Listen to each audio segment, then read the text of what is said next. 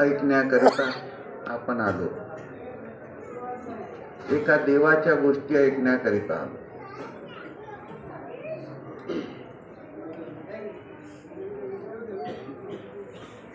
आता या देवाच्या गोष्टी आपण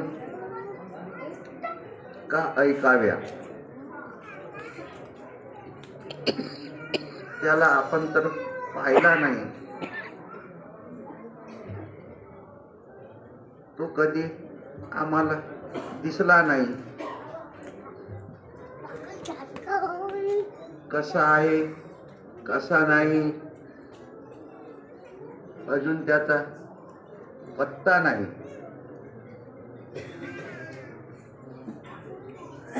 तरी पण आज आपण त्यांच्याबद्दल एवढी आस्था, एवढा मोठा विश्वास, एवढा मोठा भाव, एवढा निश्चय ठेवून या ठिकाणी आपण जमलो.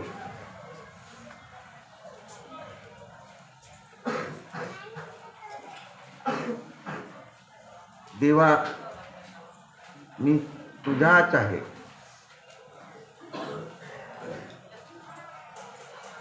मी तुझाच आहे. तुझे गुण गाईन, परी तुझा मी मनवीन.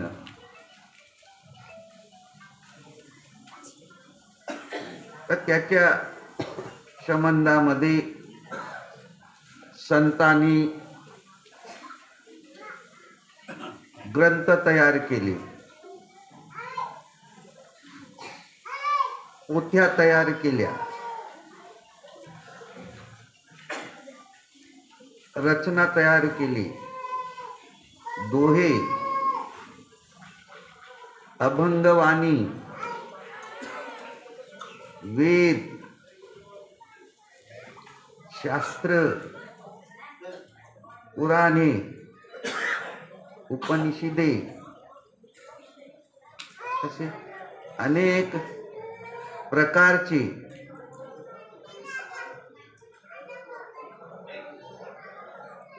महात्मे संतांनी देवाच्या कृपेसाठी लिहून ठेवले. मंत्राच्या रूपाने, स्तोत्राच्या रूपाने, आरतीच्या रूपाने, प्रार्थनेच्या रूपाने, करुणेने देवाची आपण प्रार्थना करत असतो, विनंती करत असतो.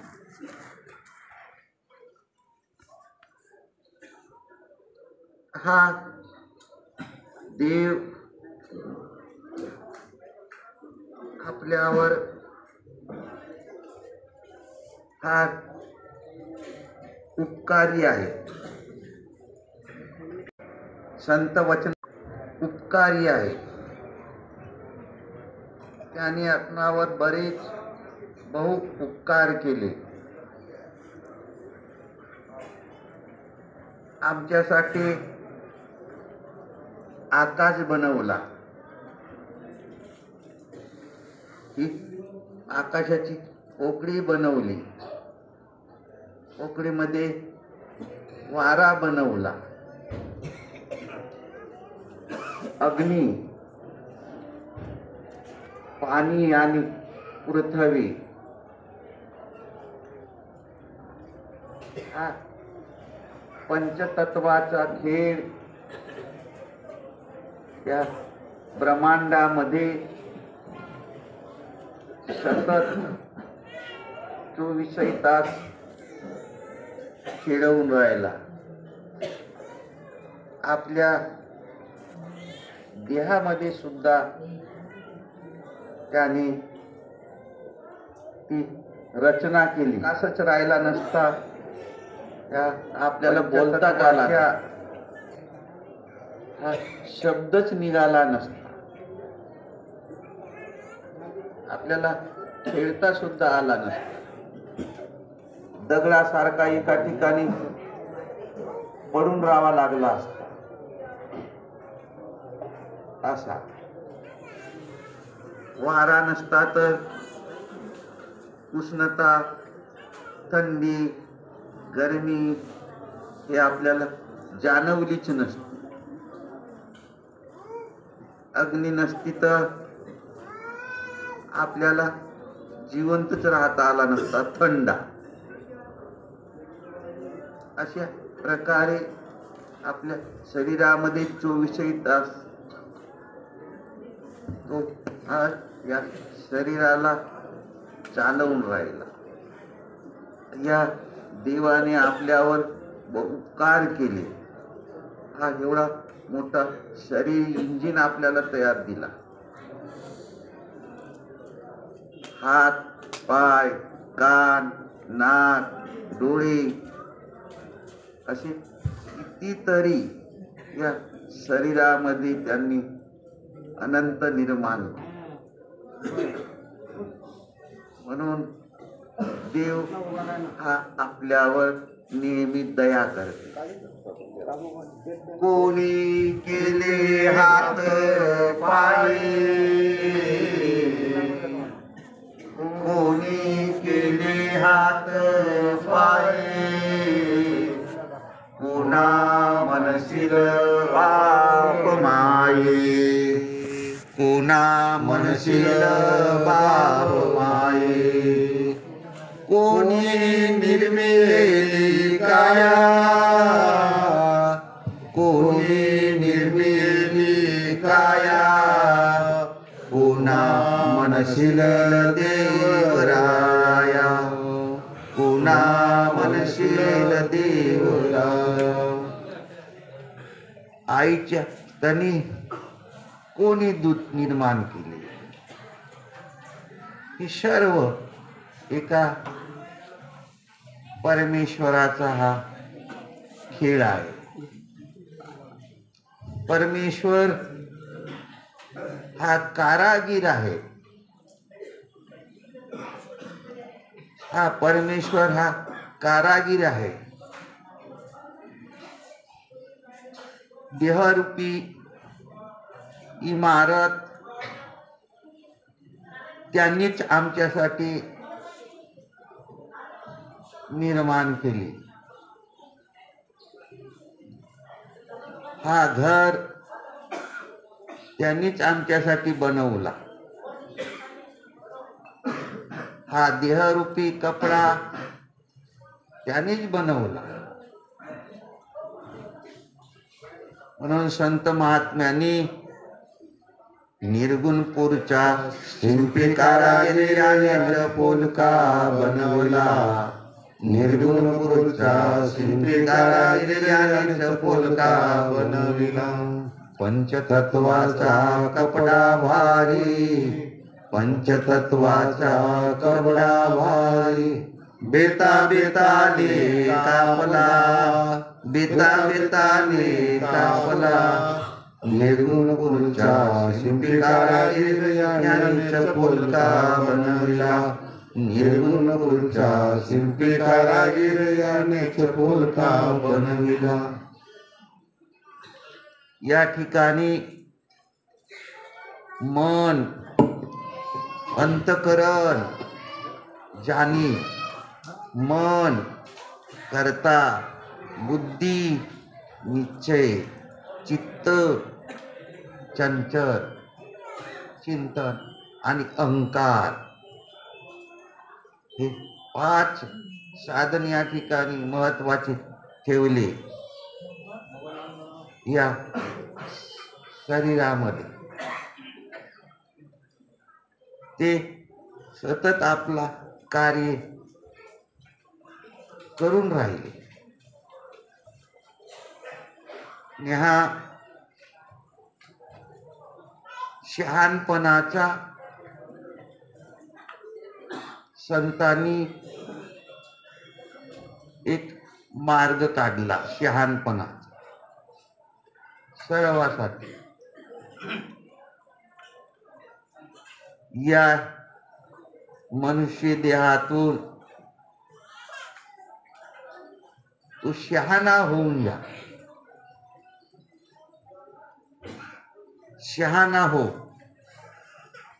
आणि आपल्या मुक्तीचा द्वार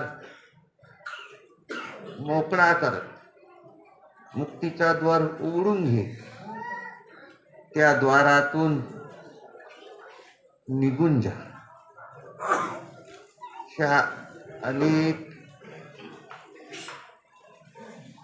शब्दांनी, अनेक विचारांनी,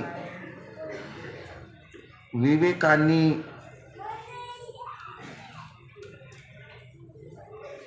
मनाला बोध केला, मनाला बोध केला, मोकळे झाले. मनाला म्हणून नरदेहाचं कर्तव्य काय?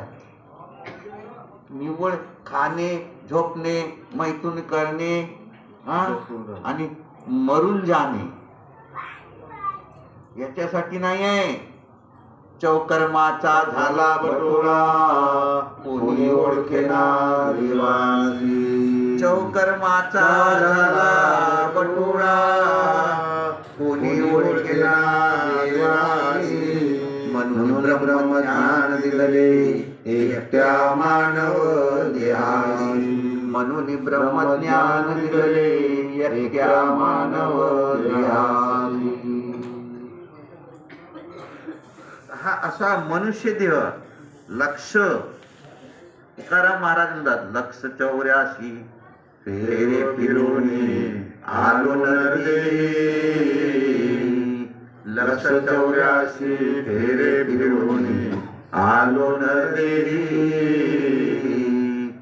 सद्गुरूला शरण जाता दाखविल सोयी. सद्गुरूला शरण जाता दाखविल सोयी. आलो कोठे जातो कोठे मला माहित नाही.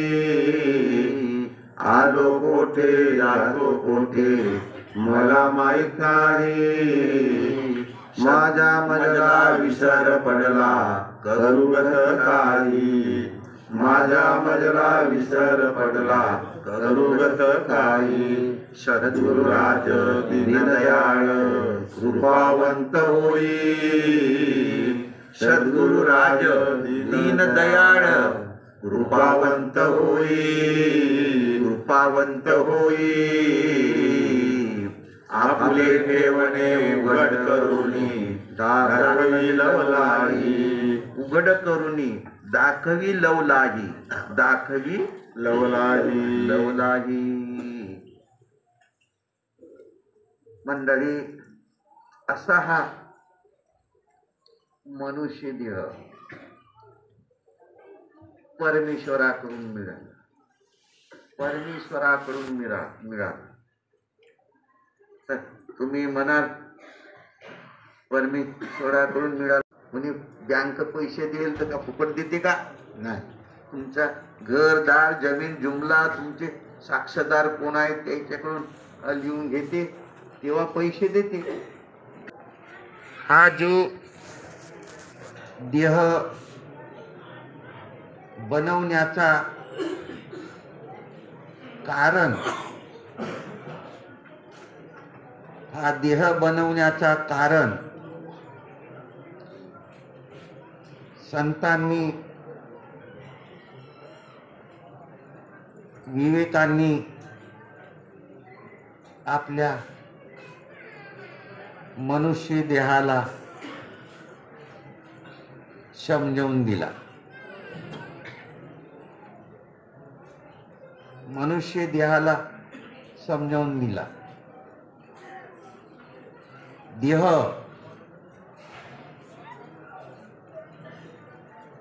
$84 लक्ष यवनीचे देह आहेत, 84 लक्ष यवनी असं त्यांच्या ग्रंथामध्ये, त्यांच्या वाणीमध्ये लिहून ठेवले. 84 लक्ष देह. पण त्या हा नरदेह त्याच्या अलग आहे, त्याच्या अलग आहे. असे 2 भाग केले,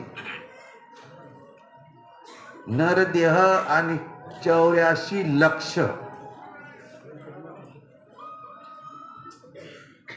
84 लक्ष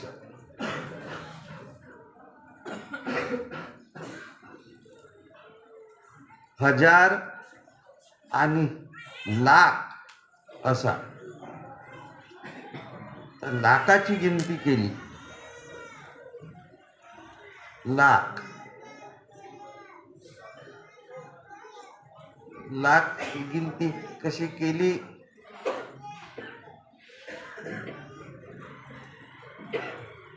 जर तू या मनुष्य देहात आलास आणि याचा का काही तू विचार केलास नाही, तर तुला एकेका देहामध्ये काही वेळा जन्म घ्यावा लागेल. मग तू कुत्रा झालास तर कुत्राच कुत्रा, कुत्राच कुत्रा.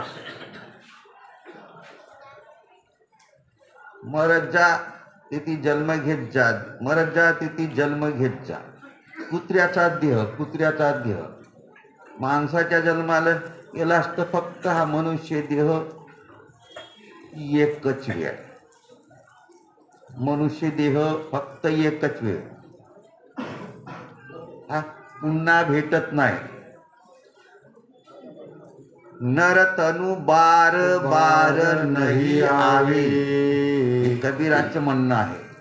नर तनु बार बार नाही आवे, नर तनु बार बार नाही आवे, नर तनु बार बार नाही आवे. पुन्हा पुन्हा भेटत नाही, फक्त एकच वेळ भेटते, एकच वेळ. आणि बाकीचे देह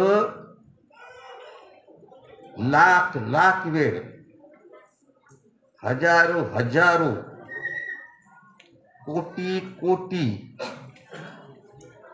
एक एक यवनी, कोटी कोटी फेरा, एक एक यवनी, कोटी कोटी फेरा. तेव्हा लागे वारा मानवाचा, तेव्हा लागे वारा मानवाचा. तर संतांनी, ते महापुरुषांनी, विवेकी पुरुषांनी, त्यांनी आपणाला हे विवेक दिला, ही बुद्धी दिली. आता तू या नरदेहामध्ये सावध हो म्हणून, नरदेहामध्ये सावध हो. ही 84 लक्ष यवनी आहे. नंतर नरदेह सुटला का 84 लक्ष यवनी, नरदेह सुटला की 84 लक्ष यवनी. आणि या यवनीमध्ये तुला, कारण ही नीच यवनी म्हणून नाव ठेवले. भोगणे लागले दारुण, दारुण म्हणजे कठीण. भोगणे लागे दारुण नाना नीच यवनी, भोगणे लागे दारुण नाना नीच यवनी. नीच यवनी, नीच यवनी ही बाकीची यवनी, मनुष्य यवनी नाही, नीच यवनी. आणि या यवनीतून पार होण्यासाठी किती वर्ष लागतील एकेका यवनीमध्ये? किती अनंत अनंत अनंत. कारण आपण मरत नाही ना, आपण मरत नाही. आपल्याला वाटते मेला. कोण मेला? कोण मेला? देह मेला. तू काही मेलास का? देह मेला. तू तर सरळ त्या पत्रिकेवर लिहितेस कैलासवासी, स्वर्गवासी, वैकुंठवासी, नरकवासी. याचा अर्थ मेला असा थोडाच होते. वासी म्हणजे राहणे. तो वैकुंठात राहायला गेला, तो कैलासात राहायला गेला. तसा एक गाव सोडला तर आपण दुसऱ्या गावामध्ये आपली वस्ती करतो, तेथे राहतो. तसा तुम्ही मरत नाही, मरत नाही. आणि आपल्याला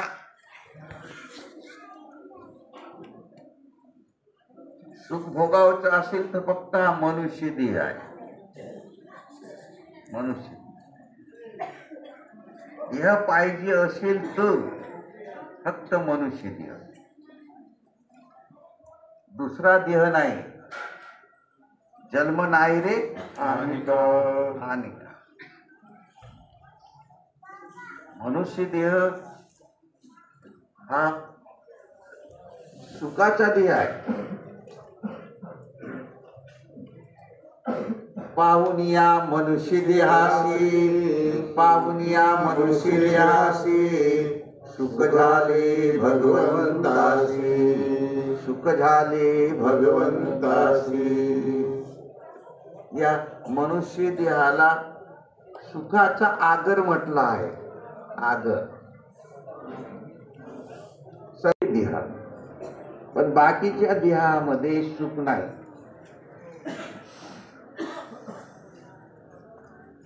आता या मनुष्य देहाची ना 84 लक्ष देहाची तुमच्या समोर विभागणी झाली मंडळी. ज्ञानेश्वरी महाराज तेच सांगून राहिले. नित्य प्रेम भावे हरिपाठ गाये, नित्य प्रेम भावे हरिपाठ गाये, हरि कृपा होई दयावरी, हरि कृपा होई दयावरी. एवढा मोठा हा कृपा प्रसाद आहे. सिद्धी बुद्धी हरिपाठी आले, सिद्धी बुद्धी धर्म हरिपाठी आले, प्रपंच निमाले साधू संगे. सिद्धी एका हरीमध्ये, बुद्धी एका हरीमध्ये, आणि धर्म हरीमध्ये. सिद्धी हरीमध्ये, बुद्धी हरीमध्ये, धर्म हरीमध्ये, एका हरीमध्ये.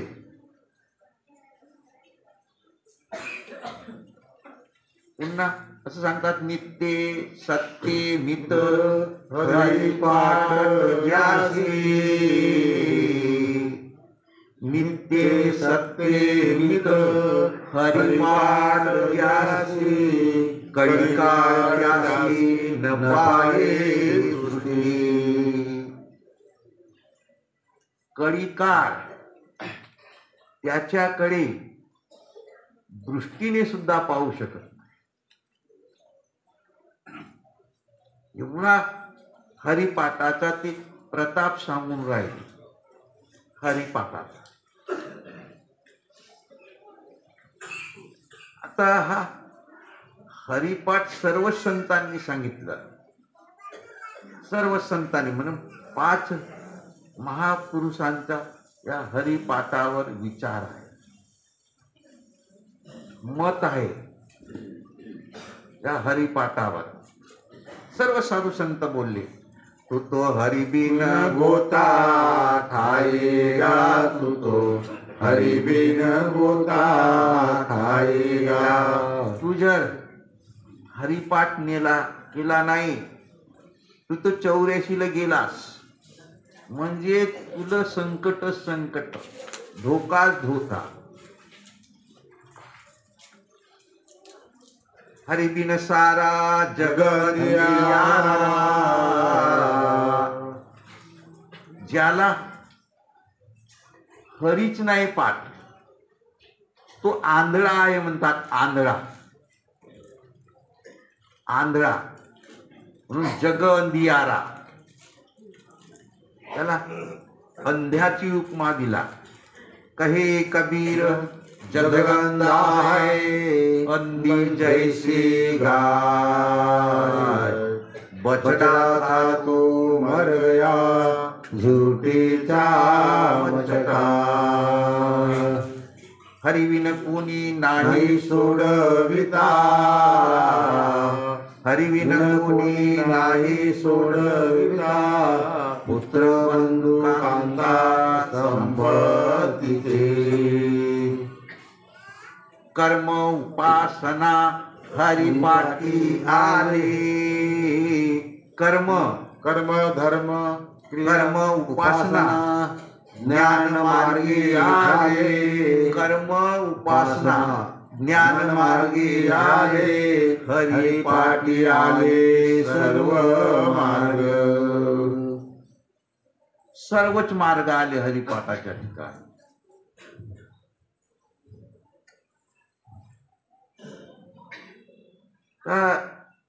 अनंत जन्माचे तप एक नाम, हरिपाठी सुगम सर्व मार्ग. हरिपाठी सुगम सर्व मार्ग. असे पुष्कळसे त्यांनी विचार आम्हाला संत महात्म्यांनी लिहून ठेवले. हरिपाठ हा काय आहे बा? काय हरिपाठ म्हणावता? आता कोण हरिपाठ करत नाही? हरिपाठ कीर्ती मुखे जरी गाये, पवित्रची होई देह त्याचा. नित्य नेम हरिपाठ ज्यासी, कोण नाही म्हणत? हरिपाठ असा जो शब्द ठेवलेला आहे, हा हरिपाठ म्हणजे काय? एक पुस्तक आहे हरिपाठ. तर ते पुस्तक पाठ करणे म्हणजे हरिपाठ. पुस्तक पाठ करणे म्हणजे हरिपाठ. तर ते पुस्तक कोणाला पाठ नाही? काय पुष्कळशा मंडळीला आहे, किंवा त्या पुस्तकीतील अक्षर पाठ करणे म्हणजे हरिपाठ. अक्षर पाठ करणे म्हणजे हरिपाठ. पण इकडे काय म्हणून राहिले? अक्षराक्षरी केली भरावरी, अक्षराक्षरी केली भरावरी. परिवर माधुरी विठ्ठलाचे, परिवर माधुरी विठ्ठलाचे. त्याचा रहस्य, त्याचा वर्म तो पुष्कळ दूर आहे म्हणतात. ते अक्षर पाठ झाले, अक्षर पाठ झाला. मग अक्षर पाठाने हरिपाठ होईल का? नाही. अक्षर पाठाने हरिपाठ होईल का? पाट्या सांगे गोष्टी हनवटे धरोणे, पाट्या सांगे गोष्टी हनवटे धरोणे. भक्तीच्या शेवटी दूर राहिले, असे शब्द ठेवलेले आहेत. मग हा हरिपाठ म्हणजे का? म्हणजे समजला पाहिजे ना. हरिपाठ कायला म्हणावचा? हरिपाठाचे त्यांनी तर पुष्कळ सांगितले.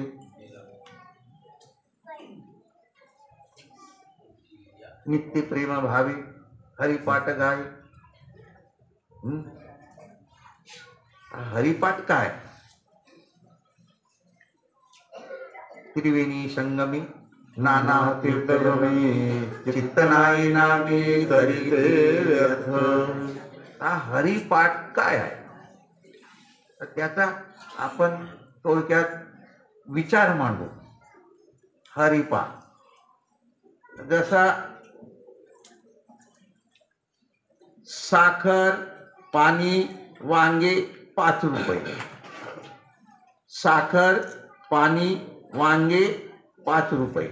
हे लक्षात येते ना तुमच्या मंडळी? तुमच्या लक्षात येते ना? साखर पाणी वांगे 5 रुपये.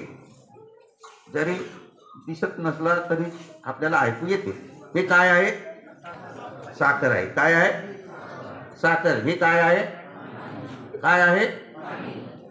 पाणी. हे काय आहे? हे काय आहे? 5 रुपये. हे काय आहे? हे काय आहे? हे काय आहे? हे काय आहे? हे काय आहे? हे काय आहे? हे काय आहे? हे काय आहे? हे काय आहे? हे काय आहे? हे काय आहे? हे काय आहे? असे किती दिवस आयुष्यभर असा म्हणतच राहायचा का? त्याचा विवेक मांडला पाहिजे. विवेकाची गोष्ट प्राप्त जरी होये. विवेकाची गोष्ट प्राप्त जरी होये. तेने तुझ होये ब्रह्म प्राप्ती. तेने तुझ होये ब्रह्म प्राप्ती. हे काय आहे? हे काय आहे? हे काय आहे? हे काय आहे? साखर पाणी वांगे 5 रुपये. तुमच्या सर्वांच्याच लक्षात आलं असेल हे गोष्ट. आता मी तुम्हाला समजत नाही, वाचता येत नाही म्हणून तुम्हाला मी विचारून राहिलो का? तुम्हाला सगळ्यांनाच वाचता येते. आजचा काही काळ हा अज्ञानी नाही राहिला, सर्व शिकलेला काळ आलेला. अशा प्रसंगी तुकोबाराया असे प्रमाण आपल्या अभंगवाणीमध्ये काऊन ठेवलं त्यांना बा? तुकोबारायाना साखर पाणी वांगे 5 रुपये. साखर पाणी वांगे 5 रुपये. हरिपाठ या विषयावरचं हा उदाहरण आहे. हरिपाठ हे काय आहे? हे काय आहे? हे काय आहे? हे काय आहे? हे साखर आहे का? साखर आहे का? साखर आहे का? नाही. साखर नाही तर काय म्हणाले? लहाना पोरगा सांगते पहिल्या वर्गाचा. हे काय आहे? हे काय आहे? हे काय आहे? हे काय आहे? हे काय आहे? हे काय आहे? हे काय आहे? हे काय आहे? हे साखर आहे का नाही? साखर आहे. लोकराज्य